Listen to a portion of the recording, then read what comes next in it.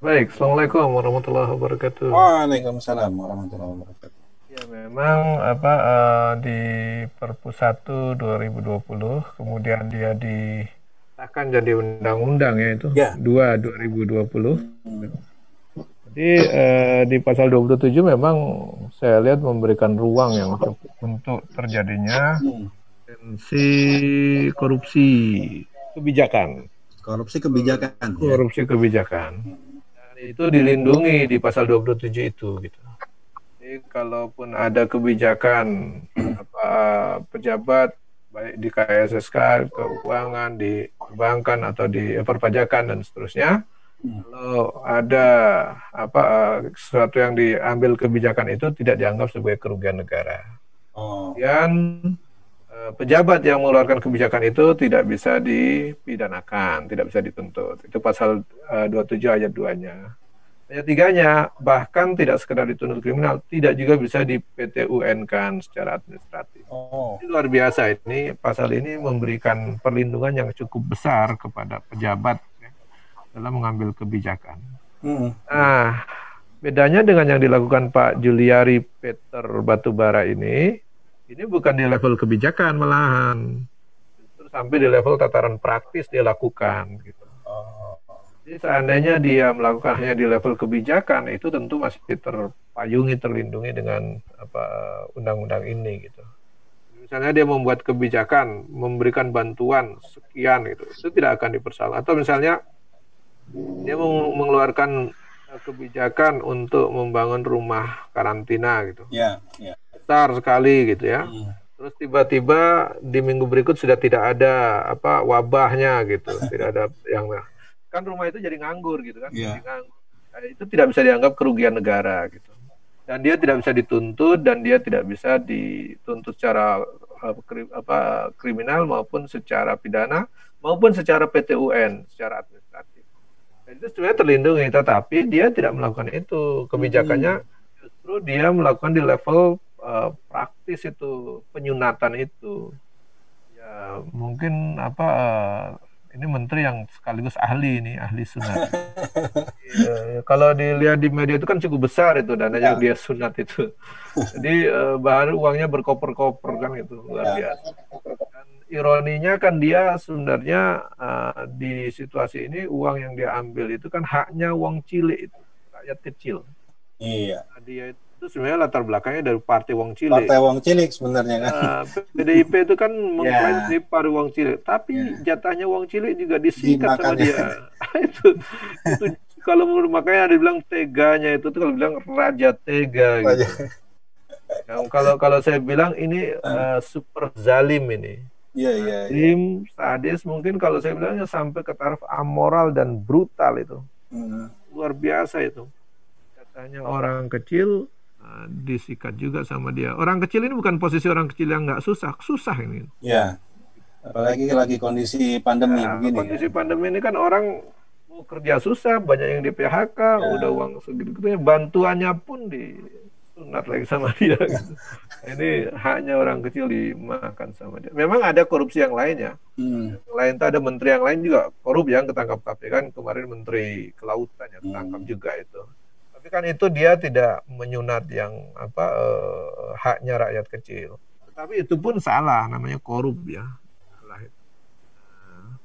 Tapi memang saya di dalam waktu berdekatan ini memang banyak pejabat yang ditangkap KPK. Ya, betul. Kalau saya catat tuh ada kader PDIP itu mencetak hat trick gitu. Waktu 10 hari gitu ya.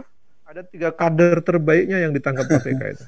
Dari Cimahi, ada dari Sulawesi sana, Iya, Bupati Sulawesi, Banggai Kepulauan. baik.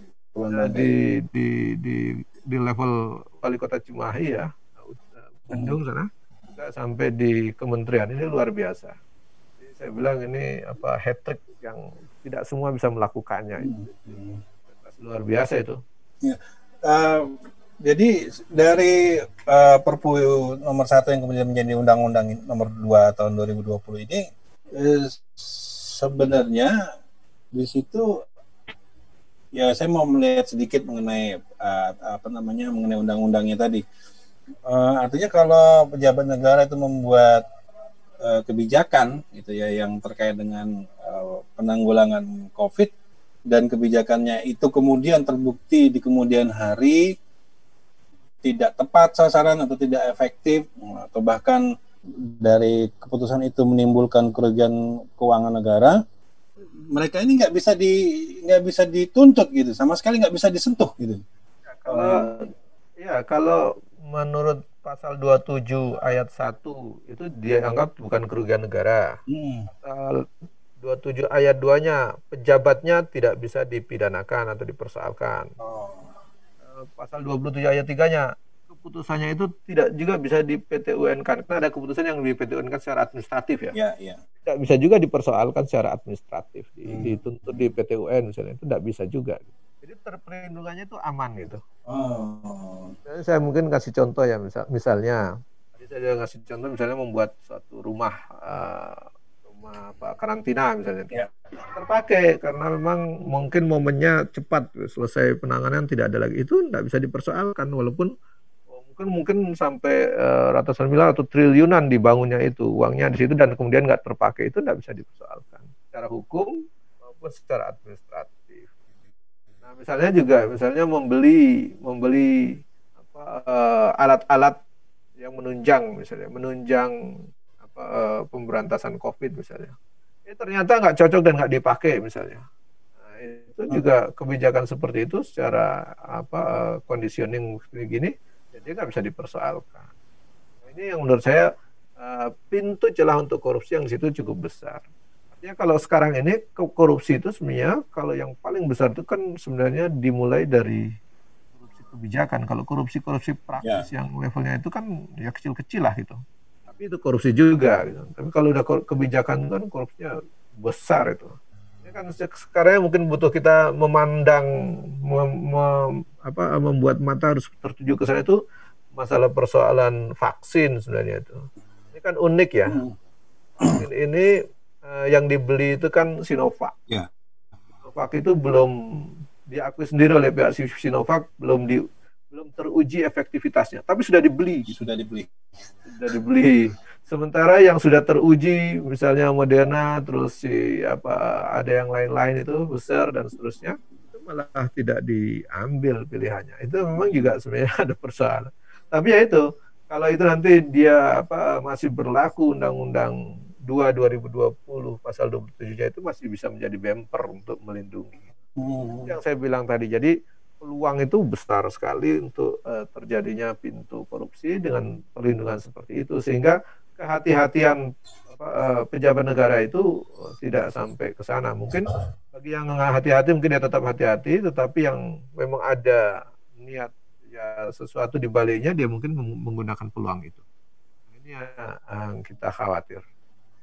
Nah, kemudian ini kalau kasusnya Pak Menteri ini kan dia menerima uang cashback gitu ya dari vendor yang dia tunjuk untuk menjadi penyuplai produk bansosnya, bantuan sosialnya gitu ya.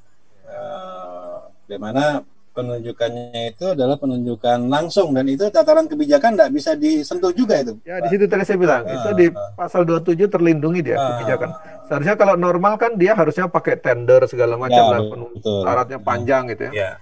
Kan ini tidak gitu. Nah, itu yang saya bilang tadi. Memang disitulah pintu dari awal, sehingga mungkin mudah dibuat tidak lanjut selanjutnya yang sampai ke pintu celah korupsinya itu bisa berjalan. Iya. Artinya dia tidak mengambil uang negara secara langsung, tapi dia menunjuk rekanan yang bisa diajak kerjasama atau mau memberikan fee gitu ya. Ya justru di situ itu letak suapnya kan posisinya ya, itu. Betul. Ya, tentu pasti ada pembicaraan sebelumnya. Ya. Tidak mungkin kan tiba-tiba aja. Tiba-tiba ditunjuk gitu ya. Ditunjuk gitu ya. Tidak mungkin. Ya, itu. Tidak ditunjuk dan tiba-tiba memberikan, itu tidak mungkin. Nggak ada yang serba tiba-tiba gitu ya. Apalagi nilainya besar. Ya. Kalau misalnya cuma ngasih, ini uang pulsa, ganti pulsa, lain lah itu. Mungkin pulsanya menteri beda ya tadi ya. Pulsa buat 7 turunan ya. Kayak gitu. Dan kemudian ini mau tanya sedikit yang mendasar Pak Wahyudi. Terus karena ini kan sudah terjadi tadi Bapak sendiri mengatakan dalam waktu berapa hari ada kejadian pejabat yang ditangkap karena kasus korupsi begitu banyak gitu ya. Jadi sebenarnya yang menjadi hal yang mendasar ya, kok begitu sulitnya gitu korupsi ini diberantas di Indonesia, di negeri ini.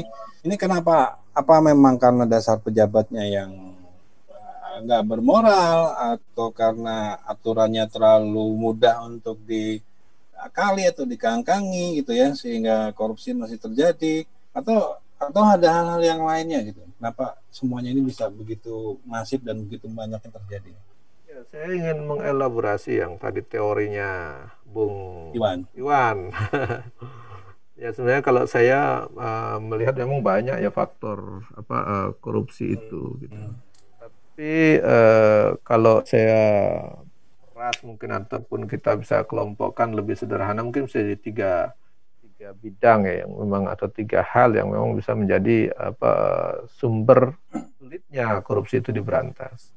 Saya beri ilustrasi begini, kalau korupsi itu dilakukan oleh satu orang gitu, kemudian hanya sesekali dan tidak terjadi frekuensinya itu jarang sekali, maka itu berarti oknum itu, individu.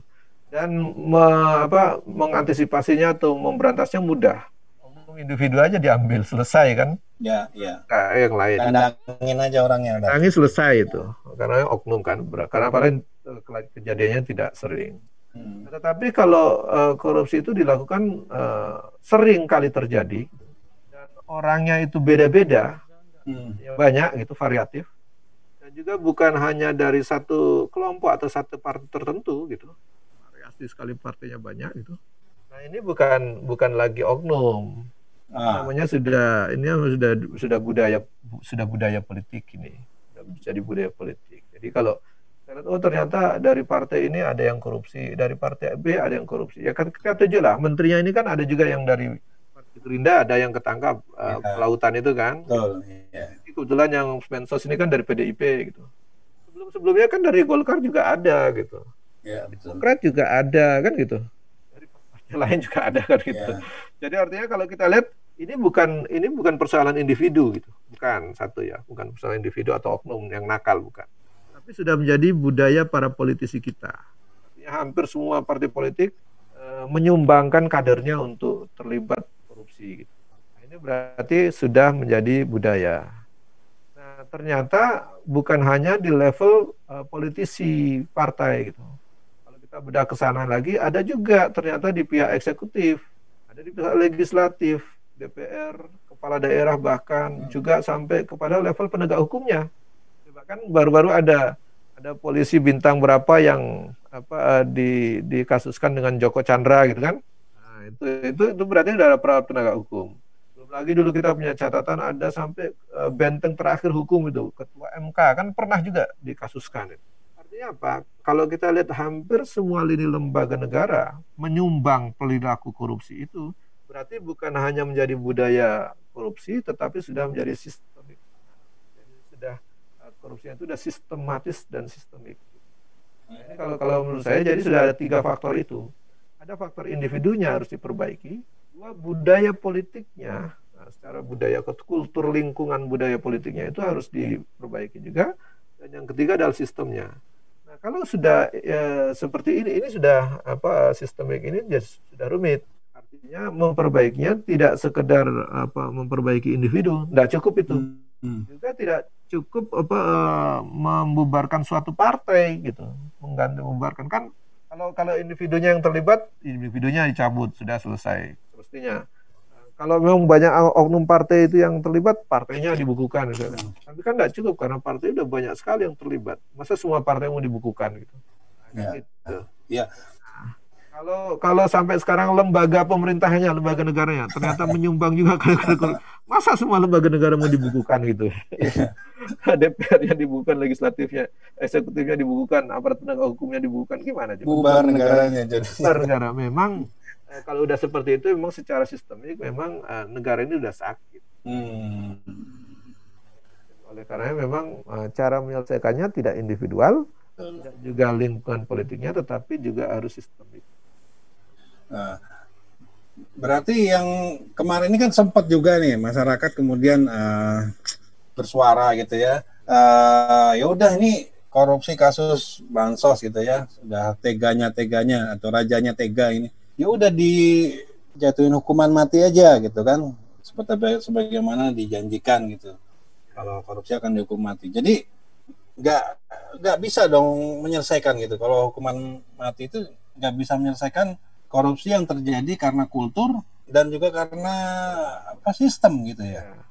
Ya kalau yang mati kan cuma satu orang. Iya betul. Jadi hukuman mati itu menghentikan perilaku korupsi dari individu. Jadi betul si individunya itu tidak bisa melakukan korupsi lagi karena sudah mati. Kehilangan eksistensi sebagai manusia. Ketika dicabut nyawanya kan hilang eksistensi sebagai manusia, kan nggak mungkin korupsi lagi. Ya. Kecuali dia hanya menjadi setan yang bergentayangan kemudian meniup-niupkan ngajak-ngajak korupsi kepada orang yang masih hidup. Nah, itu mungkin ceritanya. Itu gentayangan. Ya, gentayangan misalnya. Nah, itu mungkin begitu. Tapi kan dia tidak bisa melakukan lagi. Itu salah satu keuntungannya kalau memang dihukum mati. Tetapi dia tidak menyelesaikan persoalan karena yang berhenti melakukan korupsi cuma satu orang yang dihukum mati itu saja. Bagaimana dengan yang kawan-kawannya di sesama satu partai, kawan-kawannya di partai lain, kawan-kawannya di pihak eksekutif, kawan-kawannya di pihak legislatif, dan seterusnya kan gitu. Nah ini jadi tidak cukup menghukum mati satu orang. Ya, kalau menghukum mati harus lembaganya juga berarti kan gitu. Nanti jadinya kayak tadi bubar negaranya. Bubar negaranya. Oleh karenanya sebenarnya memang cara menyelesaikannya tidak cukup individu itu. Ya. Tetapi ada keuntungannya dengan individu itu dia dihukum mati, berhentilah perilaku dia gitu. Minimal satu orang tidak melakukannya lagi. Kedua, ada pelajaran bahwa mungkin orang lain merasa takut bagian. Tapi kalau sudah menjadi budaya itu orang tidak takut lagi kan. Ya, gitu. Jadi apalagi kalau korupsi, siapa yang kuat dan unggul dia bisa mengatur supaya lolos dari korupsi atau lolos dari jeratan hukum, lolos dari penegak hukum. Jadi nanti adu kuat saja ujung-ujungnya. Ya.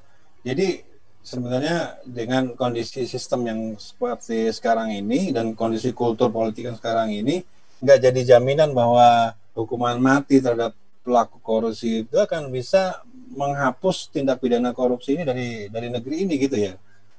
Ya, tidak ada jaminan, tidak bisa. Karena tadi saya bilang yang menghentikannya cuma individu yang dimatikan itu. Sementara mesin produksinya gitu ya, jalan terus. Nah, iya kan? Terus ini politisi-politisi yang usia. Ini saya kasih contoh ya, pilkada ini kan kalau Mahfud MD bilang 82% ya. Biaya cukong misalnya gitu. KPK juga hampir sama ya mengatakan 80% dibiayai cukong. Kalau kepala daerah sudah dibiayai cukong, dia sudah berhutang budi pada cukong. 99% berpotensi untuk korupsi karena mengikuti perintahnya cukong atau kemauannya cukong. Iya. Artinya kepala daerah yang terpilih karena didukung oleh para cukong itu sudah menyiapkan gen untuk punya sifat koruptif. Nah gitu bahasanya itu. Sudah ada gennya gitu. Ini kan udah produksi baru ini gitu.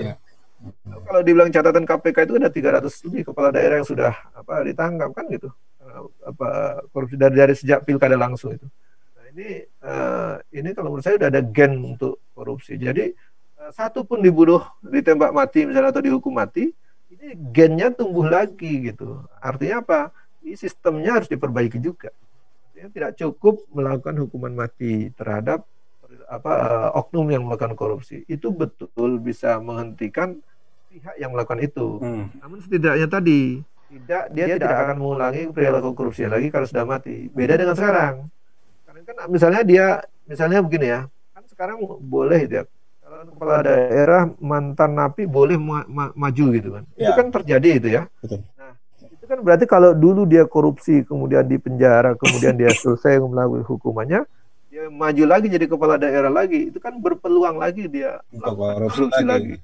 Bahkan mungkin dia lebih berpengalaman gitu. Sudah pernah melewati pengalamannya itu. Makin lebih canggih dia gitu. Lebih paham gimana mencari celah supaya lolos gitu ya. Ini kan lebih berbahaya gitu.